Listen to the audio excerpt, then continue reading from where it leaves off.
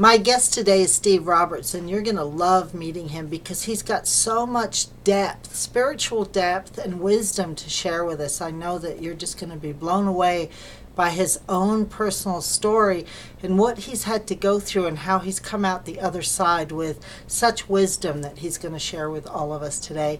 Welcome to the show. I'm so glad to have you here. Thank you so much, Michelle. So you've got quite a story to share with us, but before we dive into that, I just want to share a little bit about your history. You've been a counselor and a therapist for many years and have been helping people in the counseling realm for, your whole adult life. Is that true? That's correct. At least 25 years, maybe 30, I don't know. So, and I kind of got off the beaten path. I was a pastor for a while. Interesting. But I found myself in the counseling thing. As a pastor as well. And so what can you share about how you got to be a pastor? Were you called? Did you get a message from God? Did the lightning bolt strike? How did you make that shift? Part of it is the woman I married.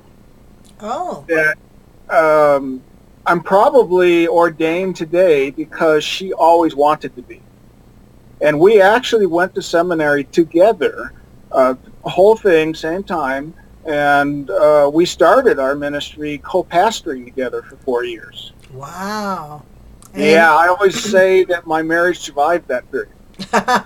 And how long ago was that? That was the early 80s, mid-80s. Mm-hmm. So it's been a while. And why did you leave the church, the ministry? Well, because I was doing an interim ministry right next to a college campus, and I took a few counseling courses, and I fell in love. Okay. And the little bit that I know about you, and we'll get into that more deeply, is that you bring so much spirituality into your counseling and coaching practice that you have now, but it's at a very deep spiritual level. It's not necessarily built around any specific religion anymore, correct? It's pretty much on the liberal side, or engaging both the Eastern and the Western. But it all started, I was thinking about this before we got together. I was probably an elementary age kid, elementary school. And I can remember 2 nights in a row praying the Lord's Prayer and getting no response, nothing, and deciding there was no God.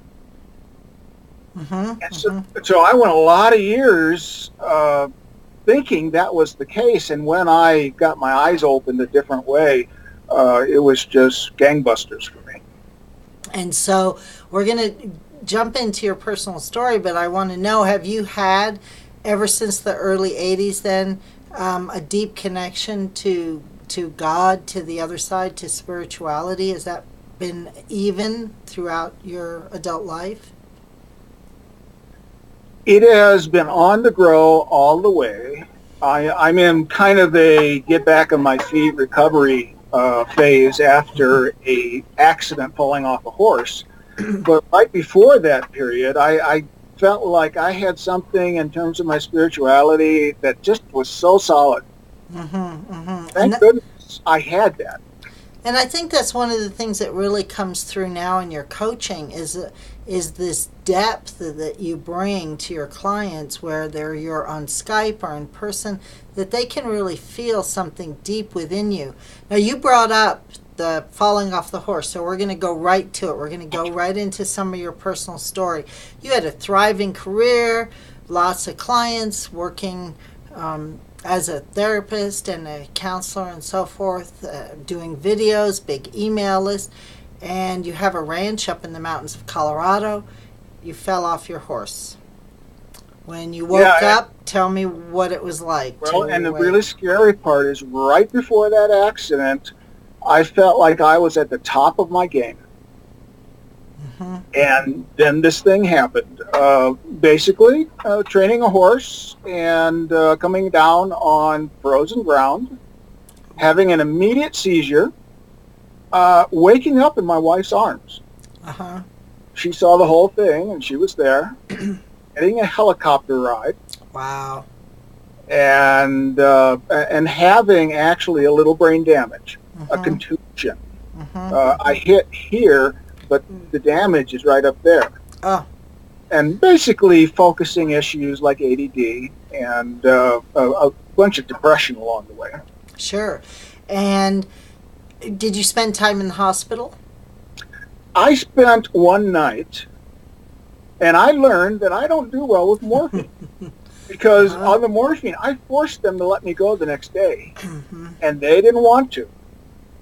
And that just isn't who I am. I wouldn't have done that if I hadn't been on that drug. Right. You feel like you're okay and ready to go, and right. So it took, I should say, because you're the other side of it now, but it took over a year to really recover from that accident. And as you say, you were at the top of your game, and then basically you had to build your life back up. And this is one of the things that you bring to your coaching now, is this wisdom of what it takes for somebody else who may be going through some devastating loss or illness or all kinds of things that happen that cause people to feel broken or down. So you went from this top of your game to this whole process. Can you explain to me what that process was like for you during that year? You know, very early on, I've always been a bit depressive, but boy, I had some depression after that accident because it was a head injury, and that's a common thing. I've never seen it so dark. Wow. And, you know, thank God I worked with the doctors. We got some drugs and got me out of that. But, boy, was it dark. I would just sit and stare out the window all day waiting for my wife to come home, and then I'd have nothing to say to her. Mm-hmm. Mm-hmm. You know, very unhappy experience. Right. Right. Tough to live through. And you mentioned that you had some ADD, some focus issues, so that's got to be really difficult to keep a business going. And were you able to even keep your business going? Well, the marvelous thing is that I didn't have the oomph or the zuptic to kind of get out there and market like I should. But as far as sitting down with clients that still came in, seems like everything worked. Hmm. Interesting. That was a great gift, you know, Mm-hmm. because Mm-hmm. I get so much from it, and I hope to give some of that to the people. Um, And do I you always feel, excuse me, go ahead. I always feel that I look into people's eyes, and in a way, I see their soul. Oh, And when I look in their eyes, that's when I fall in love. oh, that's beautiful. Beautiful. I love that. Do you feel like going through this experience will give you more empathy for some of your clients and the things they're going through? I have experienced something that I just have not experienced before. And yes, I have seen it before in people. But yeah, I'll be much more on top of this thing now. Yeah. I just put a Richard Rohr quote on my Facebook page, basically saying, you know, if you're on a spiritual path, sooner or later, you're going to get to something that your resources are not great enough to handle. Mm. And, you know, you fall in the hole and you wake up, you handle your egocentricity a little better, and you start listening more to the divine guide than your own guide. Sure, sure. And in your case, you had a lot of people around to help you, as you said, your wife and doctors and all of that. And now when other people have gone through something, they can call on their team of people to help them. And I know you've been part of that team for many, many people to help them get out of deep places. Are you finding now that you're drawing maybe a slightly different kind of person to you than you used to? Do you see any changes yet in your practice? Because I'm sure you will. I'm not seeing it as a huge pattern at this point. I mean, I have dealt over the last quarter century with almost everything. And so there's a lot of variety I've been through, and seeing a pattern of a new client, I haven't fully engaged that yet. Okay. You probably will. Probably. And yeah, because as soon as the word's out that you have this new level to really empathize with people. I'm sure that they'll be drawn to you.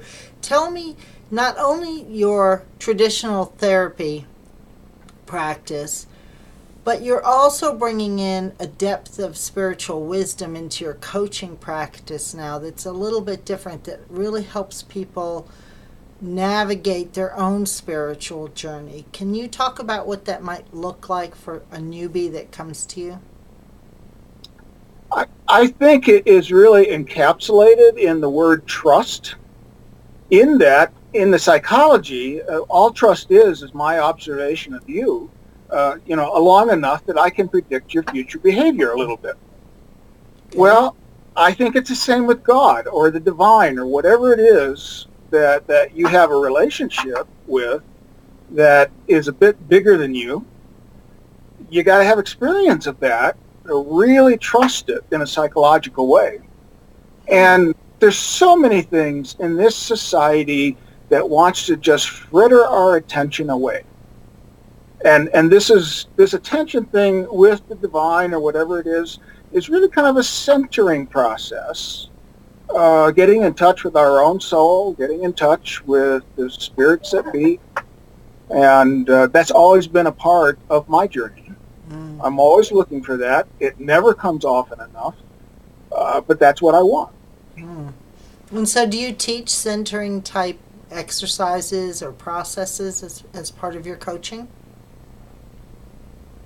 In a sense, yes. In a sense, it's very much a part of the process.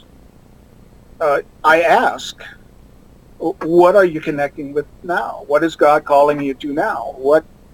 Where is your history brought you to now? And I'm always trying to evoke an experience in this moment that just twists you a little bit, And so you're causing deep reflection within ourselves as part of the process to move forward. Correct. I'm a very practical guy. I teach a lot of relationship skills and codependency, recovery, and all that kind of stuff. But my real emphasis, whether I talk to the person about it or not, is this underneath spirituality. What do you mean underneath spirituality? What do you mean by that? Well, we may be talking about how you get along with your spouse. But what I'm really interested in, if you could see inside of me, is I'm wondering about how you get along with yourself and how you get along with the whole spiritual thing that's around us. And I may or may not ask about that, but that's what I'm really interested in. And then, so are you saying that there is, if we're not getting along with our spouse, for instance, that we should look at our relationship with ourselves and with our God? That's the way I see it, is all those relationships are connected. You're not the first person that has said that. And I don't know that is always talked about in a traditional therapy sort of setting. And to bring that into coaching for some people might be quite novel, but uplifting, refreshing. At this time in our society's life, there is so much overwhelm with all this stuff that to have somebody actually challenge you a little bit and say, there's something more, let's kind of hunker down. There's a lot of people waiting for that message. Yeah, I think you're right. And you talk about some of this in your videos. You've got videos that people can get just for some inspiration. They can go to your website, whatwouldstevesay.com, and we'll have that underneath the video here if they see it on YouTube. But whatwouldstevesay.com, and they can sign up, just put in your email, and you have videos that go out that give some inspiration, and actually you're quite funny, and your emails and whatnot, and it does give people hope and some inner questioning to be able to come to a new place in their own lives just through watching your videos. Well, it is a journey, and I'm not in a video saying you got to believe this or that. I want to stimulate. I want to call out and encourage.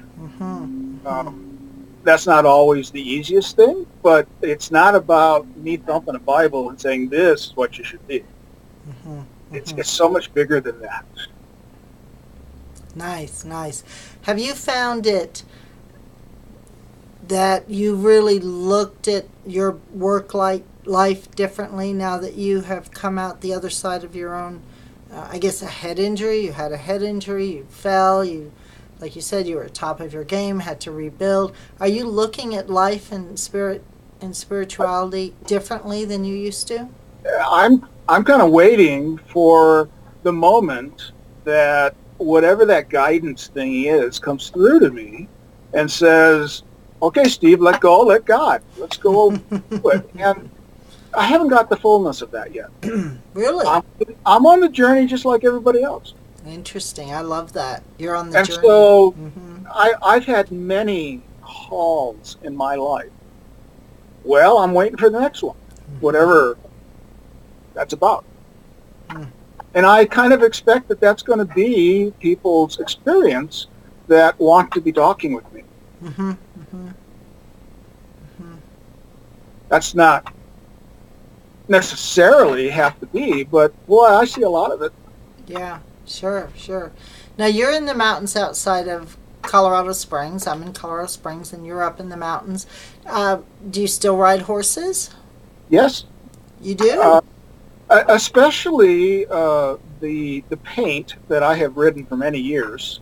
But I will say that I got up on our biggest draft horse, and I could feel that fear come up. I'm sure. I was way up in the air, and I simply got off. And that's something that I have to keep doing and work my way through it. And do you think it's important to work your way through it? Are you sort of a get back on the horse guy? I was taught that by my father. After my pony, Skippy Peanut Butter, ran away with me, and he said, get back on the horse. And falling and having a head injury, that was a little bit different thing. And so do you envision yourself pushing through that? Do you think it's important, or is it important to let go and not push yourself in this case? Or do you know the answer to that yet? Well, I think I do. I'm just searching for the right words. In general, with people, sometimes the trauma is so great that, we just don't need to go there right now. And sometimes it's very appropriate to work through it. Well, I don't even remember this particular accident because I had the seizure. And so it's not like I'm feeling terribly traumatized by it. Interesting. It's just the length of recovery time that has been a real toughie for me. So it's not the actual event. Although I have a few feelings about mistakes I made that led up to the event. Oh. Yeah. Most of us have that. We pull a couple stupid things, and goodness, the world hits us back. Oh boy, yeah. There's a saying about that, I think, right? Yeah. If you don't wake up, the universe will come knock you upside the head and wake you up for you, right? Some saying about that. Wake up calls, yeah. Yeah, wake up calls. What do you envision your purpose is in the world now, Steve, and has that changed? I am a person who encourages deeper stability. Am I kind of messed up and frenetic as well? Yeah.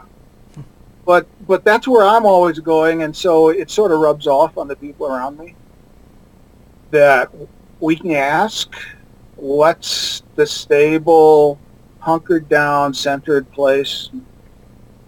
Now, I don't know if that's good spiritual language, but, that's what comes to my mind. It's real, though. It's real. Yeah. Yeah, absolutely. And so when a client comes to you for some coaching, because you offer coaching on Skype or the phone or in person, if they happen to be within driving distance of you. I guess people could fly in to see you too. What would a session look like? Do you ask questions? Do you go through some meditation together? Tell me what a typical session might look like. It is changeable because I'm very intuitive. Ah. I follow my nose. Mm-hmm. And because I'm a little bit ADD, I jump around some, and I have to keep myself coming back. But mostly it's a conversation. We start with the problem, A problem, B problem, whatever. But, we're looking for how to set people up for success. That's what I think of coaching as. Set them up for success. Mm-hmm. And that's not always easy. There's all these dark little buggers inside of us that get in our way. And I pretty readily notice those. Mm-hmm. Mm-hmm. Mm-hmm. Nice. And so you follow your nose. Different people may expect different things, but I know that you have great results that come from people that work with you, all the way from better relationships to better relationship with themselves, even that show up in ways that are really tangible in the world, like better jobs and more money and all those kinds of things as a result of working with you. So anything else you'd like to share with our audience today? While we can point to those tangible results, I think my greatest giftedness all along the years has been with people who need to be loved. Mm. We have so many hurt folks in this world. Mm-hmm. And, even at the 2-year residency I trained in, as a resident, who did they refer all the damaged women to? Me. Even though we had lots of women counseling. Interesting. So there's some kind of sensitivity that I've been gifted with that I appreciate and seems to do some good. Thank you, Steve. Thank you. You can find out more about Steve Roberts at whatwouldstevesay.com. Sign up for his videos. Just put your email in the box and you'll get some videos back. And you can just get more information about his contact and how to reach him on his website. Thanks for joining me again today, Steve. Thank you so much, Michelle.